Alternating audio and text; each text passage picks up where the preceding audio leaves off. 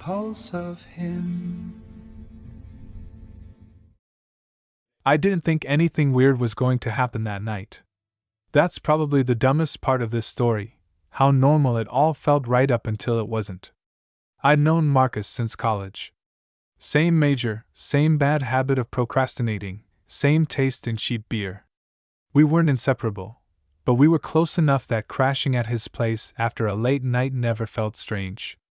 So when he invited me over for drinks and video games, I didn't hesitate. His apartment was small but comfortable, second floor, creaky stairs, a couch that had clearly survived multiple roommates. The only thing I wasn't used to was the extra presence. "By the way," Marcus said casually while handing me a beer, "my brother's in town. He's crashing here for a couple nights." I looked up. "Brother?" "Yeah. Rowan. You might have met him once?" "He's older." I hadn't. But I was about to. Rowan stepped out of the hallway like he'd been there the whole time, leaning against the doorframe with a half-smile that felt practiced but not fake. Taller than Marcus. Quieter. The kind of guy who didn't fill a room by talking, but by standing still and paying attention. "Hey," he said. Just that. One word. But his voice was low and steady enough that I felt it settle somewhere in my chest. "Caleb," I said, holding up my beer like an idiot. "Friend." "I know," Rowan replied, smiling slightly. "Marcus talks about you." That should have been harmless. It wasn't. The night went on easily, laughing too loud, yelling at the TV during games, finishing beers faster than we meant to. Rowan mostly stayed on the sidelines, watching, chiming in occasionally with dry comments that somehow landed harder than Marcus's jokes. Every time I caught Rowan looking at me, he didn't look away. He just nodded, like he'd been caught doing exactly what he meant to do. Around 2 in the morning, Marcus stretched and yawned. "I'm done. Work in the morning. You guys can crash wherever." He disappeared into his bedroom without another word. Which left me and Rowan standing there in the quiet living room, the TV still glowing blue. "I can take the couch," I said automatically. Rowan shook his head. "Couch is terrible. You'll hate it. I've slept on worse." He hesitated, then said, "There's space in my bed. If you're okay with that." It wasn't flirty. Not on the surface. Just practical. Calm. Like he wasn't suggesting anything more than sharing air. "Yeah," I said after a beat. "That's fine." His room was darker, cleaner than the rest of the apartment. A single lamp cast soft light across the bed. We changed in silence, just t-shirts and shorts, and slid under the covers like two people who'd done this 1,000 times with other friends. At first, we stayed on opposite sides. Careful. Respectful. Sleep came in fragments. The hum of traffic outside. The weight of the mattress shifting when one of us moved. And then, warmth. I woke up slowly, aware of it before I understood it. Rowan's arm was draped over my waist. Not gripping. Not tight. Just there, heavy and real. I didn't move. Neither did he. I could hear his breathing behind me, steady, awake. "Caleb," he murmured barely above a whisper. "You awake?" I swallowed. "Yeah." His hand flexed once, almost unconsciously, like he was testing whether I was real or just something his brain had invented. "Sorry," he said quietly. "Didn't mean to cross a line." I thought about the line. Where it was supposed to be. How easily it had blurred. "It's okay," I said. And I meant it. We stayed like that, his arms still around me, the room holding its breath. I wasn't scared. I wasn't rushing. I was just aware. Of him. Of myself. Of how some moments don't announce themselves as important until you're already inside them. And in the quiet, with morning still hours away, something shifted, softly, without forcing anything, like the beginning of a question neither of us was ready to say out loud yet. I didn't fall back asleep after that. Not really. Rowan's arms stayed around me, warm and solid, like he'd decided it belonged there unless I said otherwise. I kept waiting for the awkwardness to hit, for him to pull away suddenly, for me to tense up, but it never came. Instead, there was this strange calm. Like my body had accepted the situation before my brain caught up. At some point, the sky outside lightened just a little. Not full morning. Just enough to soften the edges of the room. "That okay?" Rowan asked quietly behind me. His voice sounded closer now, rougher with sleep. "Yeah," I said again. Still honest. He shifted slightly, careful, like every movement was being filtered through the question of whether I'd bolt. His hand slid from my waist to my stomach, resting flat there. Not physical. Not innocent either. Just intimate in a way that was harder to define. "You don't have to be polite," he added. "If this is weird, say so." I thought about Marcus asleep down the hall. About how this was his brother. About how I'd known Rowan for less than 12 hours and already felt like we were sharing something fragile. "It's not weird," I said finally. "It's just unexpected." He huffed a quiet laugh. "Yeah. That tracks." We lay there in silence for a bit. His thumb moved once, slow and absent-minded, tracing a small arc through my shirt. My breath caught before I could stop it. Rowan noticed. Of course he did. He stilled immediately. "Sorry." This time, I turned slightly so I wasn't completely facing away from him. Not face to face yet. Just enough that I could feel his chest against my shoulder. "You don't have to keep apologizing," I murmured. Our eyes met in the dim light. Up close, his gaze was steady but unsure, like he was holding himself back on purpose. "Can I ask you something?" he said. "Okay. Do you usually stay over after hanging out with Marcus?" "Sometimes," I said. "Not every time." "And has this ever happened before?" I shook my head. "No." He nodded slowly, absorbing that. "Good." I blinked. "Good?" He smiled, just a little. "Yeah. Means I'm not misreading something old." That landed heavier than I expected. "You're not," I said. Another pause. This one thicker. Charged. Rowan's hand slid back to my waist, firmer now, like he'd decided where it belonged. He didn't pull me closer, but he didn't let go either. "I'm trying really hard not to screw this up," he admitted quietly. I surprised myself by smiling. "You're doing fine." His forehead dipped forward until it rested lightly against my temple. The contact was so gentle it felt deliberate.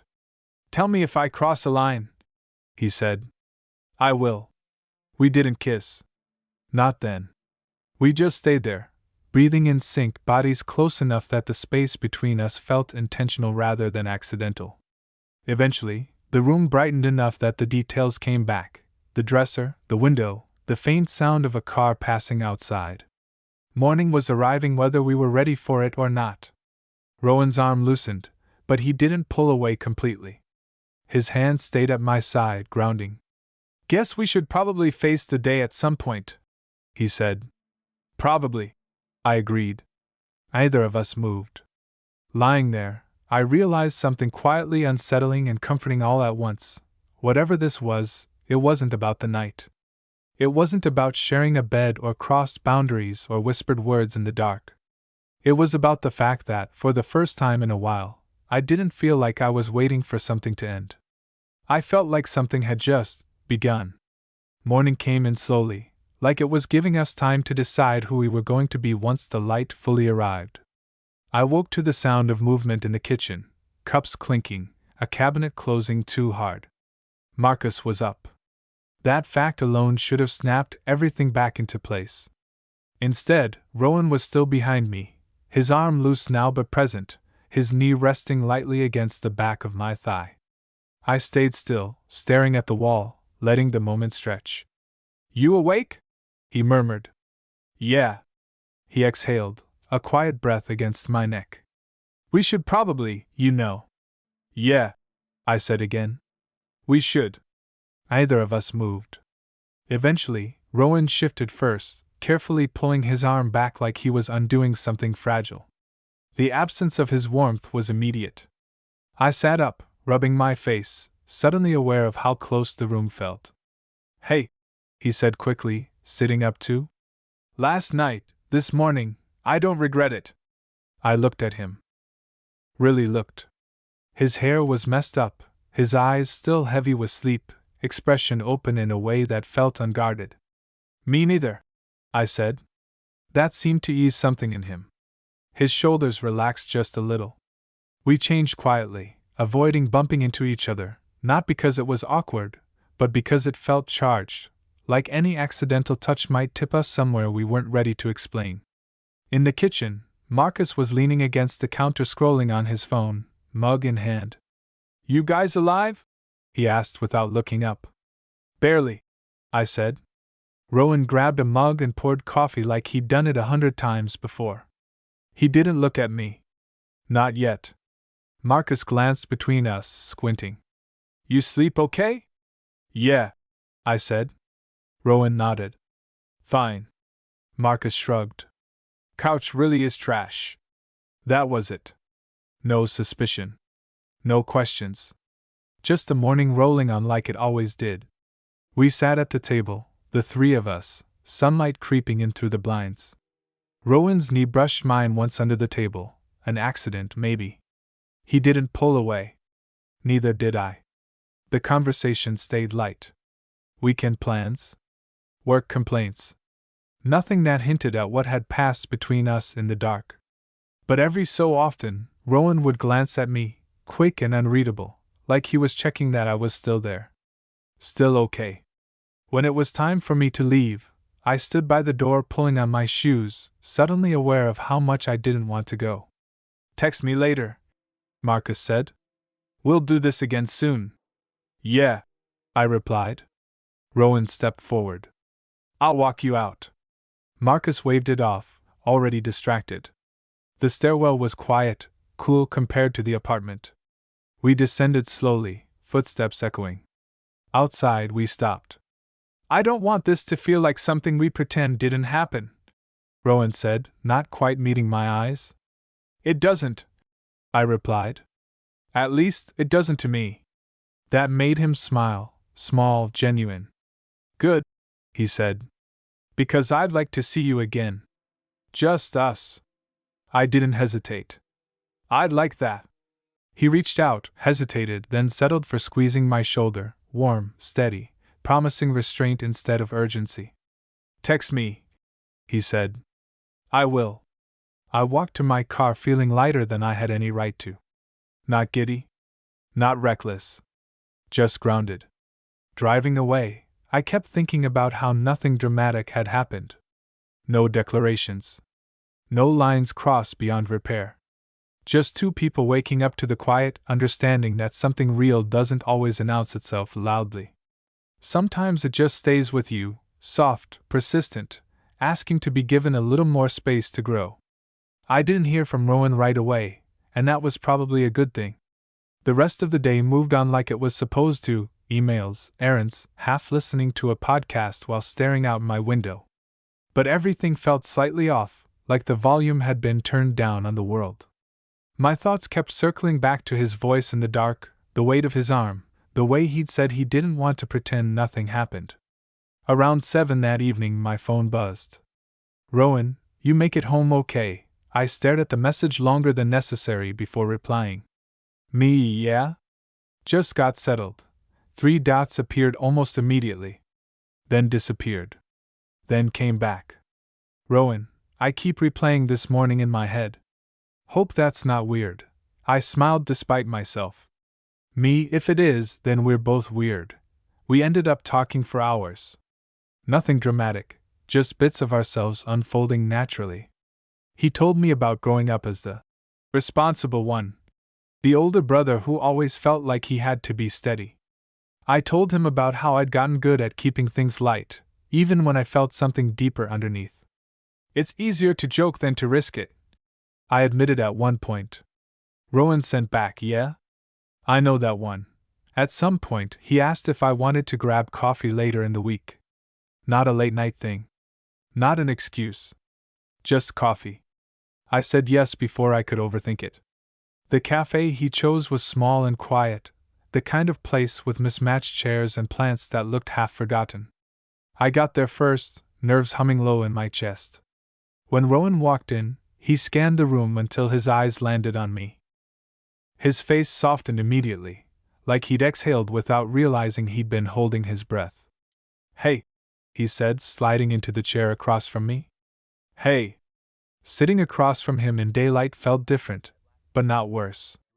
Clearer. I could see the tiny crease between his brows when he focused, the way his hands wrapped around his cup like he needed the warmth. "I want to say this out loud," he said after a minute. "So there's no confusion." I nodded, bracing myself without knowing why. "I'm not looking for something casual," Rowan continued. "And I'm not trying to rush anything either. I just like you. And I want to see where that goes." The simplicity of it hit harder than any grand confession.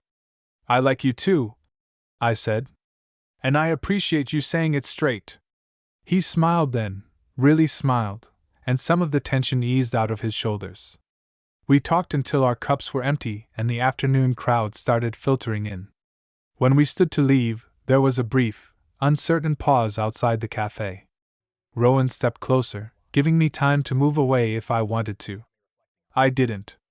The kiss was gentle, unrushed. A confirmation rather than a question. His hand rested lightly at my side, steady and warm, like that first morning all over again. When we pulled back, neither of us said anything right away. We didn't need to. Walking home afterward, I realized how different this felt from other beginnings. There was no spike of adrenaline, no fear of falling too fast. Just a quiet confidence. A sense that whatever came next would be built deliberately, honestly, with room to breathe. And for the first time in a long while, that felt more than enough. Seeing Rowan in daylight changed something, but not in the way I expected. I thought the intensity might fade once the mystery was gone, once we were just two guys sitting across from each other with coffee cups and normal conversation. Instead, it grounded everything.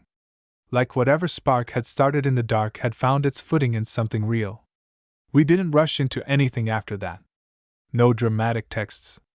No constant checking in. Just small things, memes, quick updates. Thinking of you. Dropped casually into the middle of the day. A few nights later, Marcus invited me over again.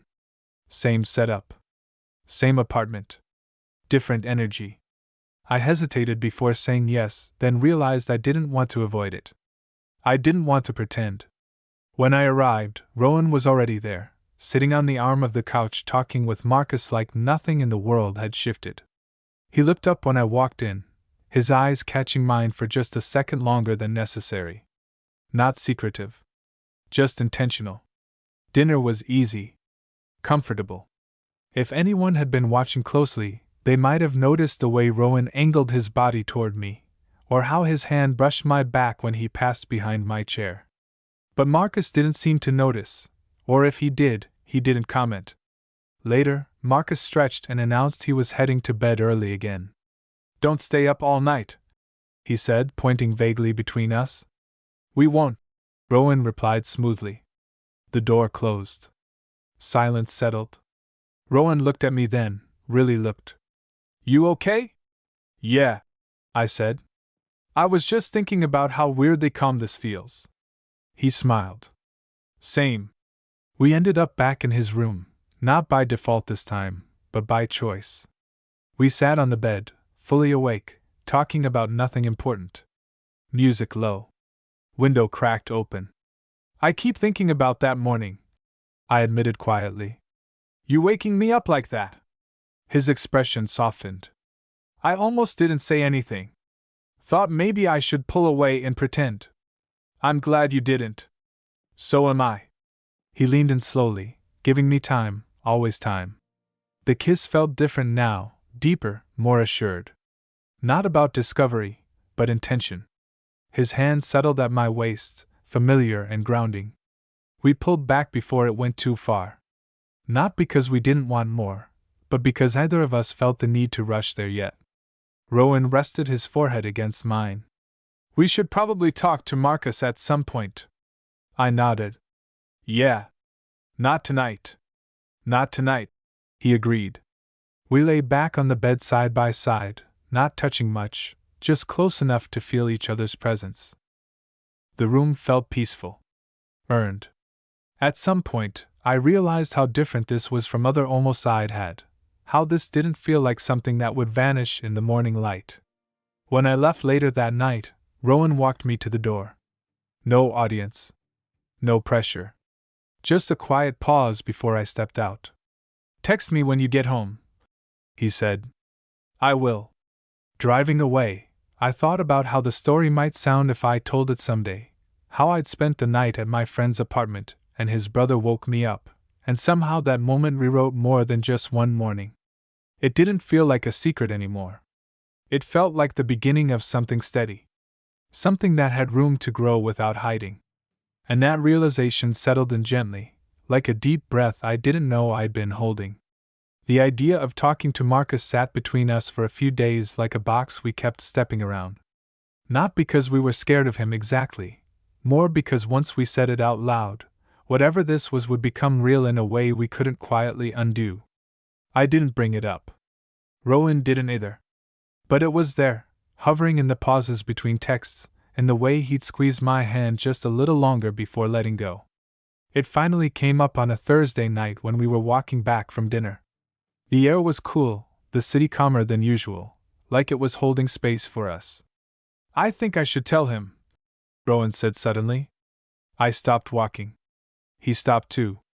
You sure? I asked, not because I doubted him, but because I wanted to know he wasn't doing it just for me. He nodded. Yeah. I don't want this to feel like something we have to hide.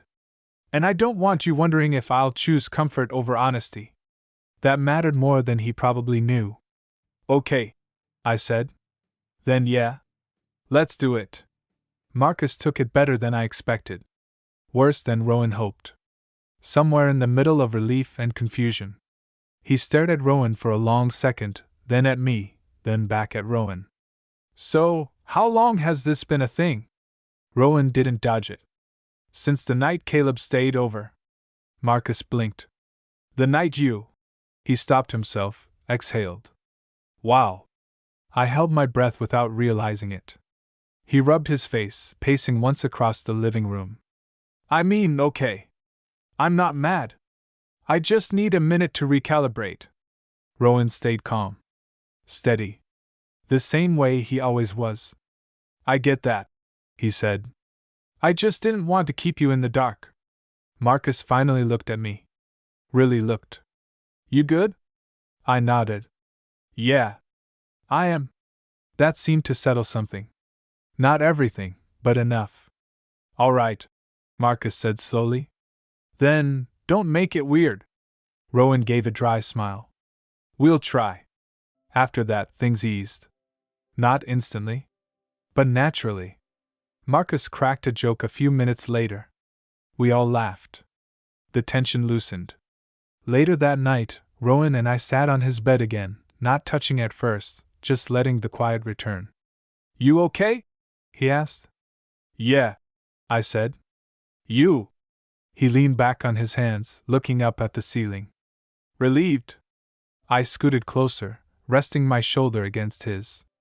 This time, he leaned into me without hesitation. You know, I said softly, this all started because you woke me up. He huffed a small laugh. Worst apology I ever almost made. I'm glad you didn't.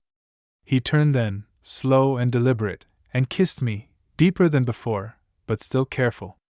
Still grounded. His hand cupped my jaw, thumb brushing my cheek like he was memorizing it. When we pulled back, we stayed close, foreheads touching. Later, lying beside him in the dark, I felt the same calm I'd felt that first morning, but steadier now. Less fragile. Like something that had survived its first real test. I thought about how easily this story could have gone differently.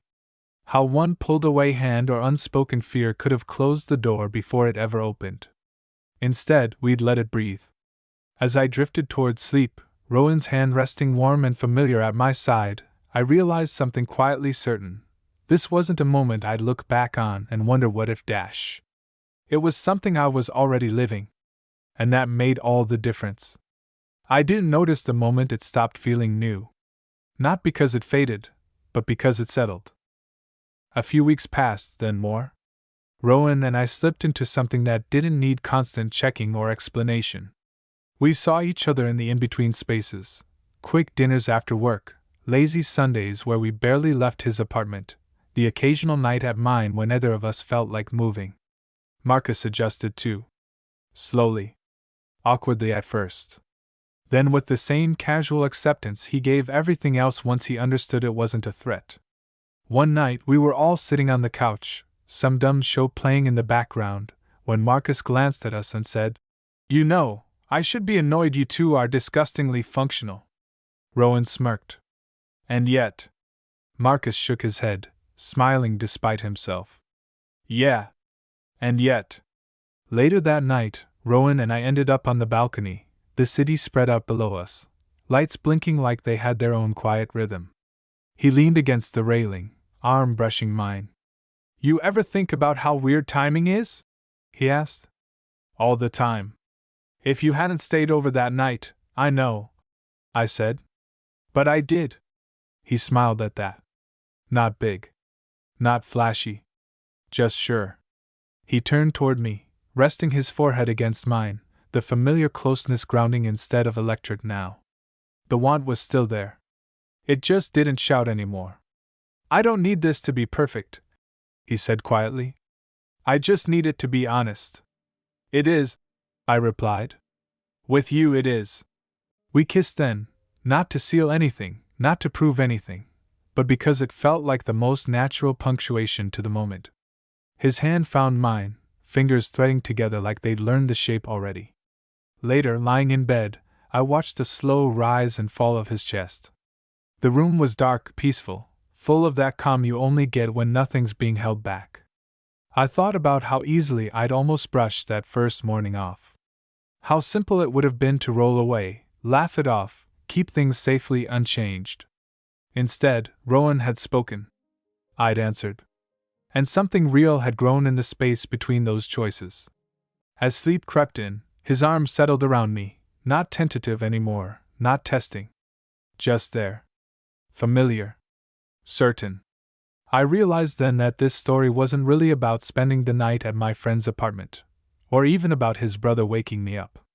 It was about what happens when someone sees you clearly in a quiet moment, and you choose not to look away. That kind of beginning doesn't rush. It stays. And as I drifted off beside him, wrapped in the steady comfort of what we'd built, I knew this wasn't a memory I'd someday retell with nostalgia. It was something I was still living. Something that felt like home.